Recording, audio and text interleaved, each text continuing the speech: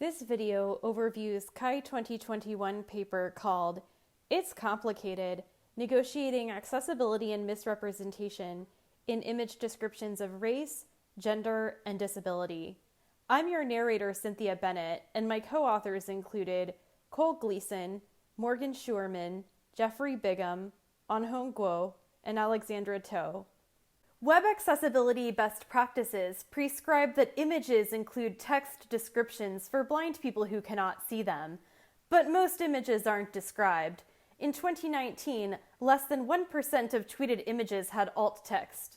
As such, AI has been explored as a method for scaling the number of image descriptions online. But the method of scaling up image descriptions that we discuss in this paper, AI, is known to be biased. Race and gender are often narrowly classified and, for example, leave out non-binary people altogether.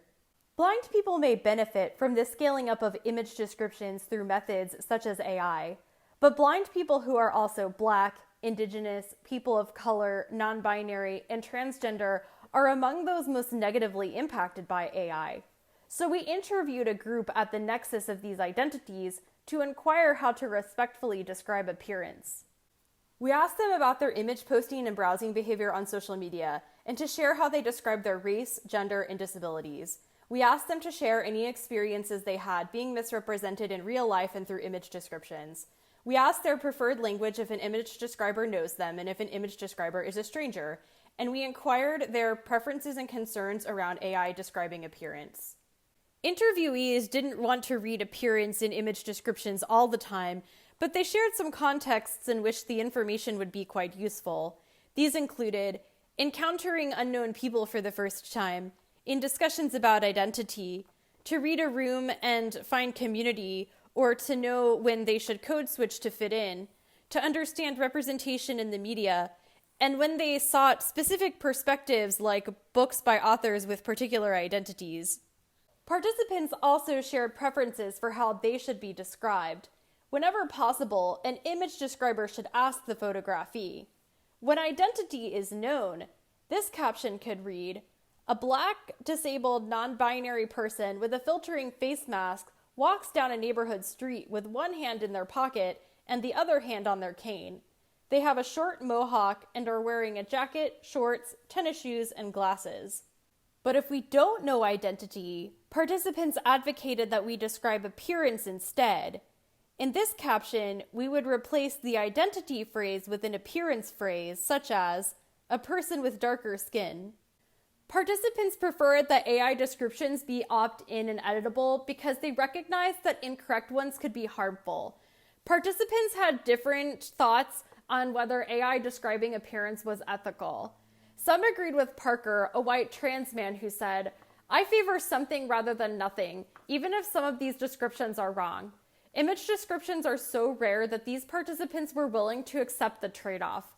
Others, like Tracy, a white trans feminine person, were concerned that misrepresentation would negatively impact people like them. Tracy speculated, "It's just one more microaggression that I would have to put up with from technology that's supposed to help. I would hate it if every time I uploaded a photo, I'd have to change it so it wouldn't say age, misgender." These participants were concerned that the harm of misrepresentation negated the benefits of more detailed access. Finally, some participants found AI describing appearance inappropriate because of how it would perpetuate existing harm. Yvonne, a Black cis woman, explained, "The people that are impacted are people that are often already bearing the brunt of so much other stuff, such as anti-Black messaging on social media. That would just be compounded if AI is giving me biased information." There are many open questions, but some of our recommendations include disambiguate appearance from interpretation in HCI research. Second, as critical race scholars have already called for, intentionally recruit a diversity of people, particularly those most negatively impacted by your research topic, and engage them on potential benefits and harms.